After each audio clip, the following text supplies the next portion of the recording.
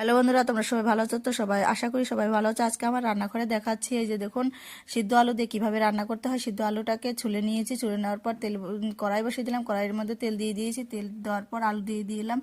লবণ, হলুদ, কাঁচা লঙ্কা ফাটানো দিয়ে আমি সুন্দরভাবে বেশ করে নেড়ে চেড়ে নেবো। তারপরে দিয়ে দিব হচ্ছে আদা বাটা।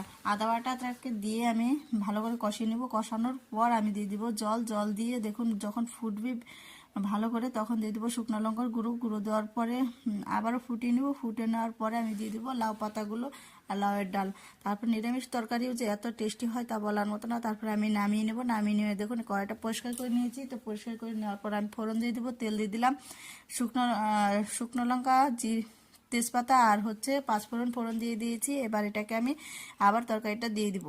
দিয়ে হচ্ছে তারপরে দিয়ে দিব হচ্ছে জিরে, গরম মশলা বাটা দিয়ে আমি নামিয়ে ফেলবো। ভিডিওটা ভালো লাগলে সাবস্ক্রাইব, শেয়ার, লাইক করে পাশে থাকবেন দেখার জন্য।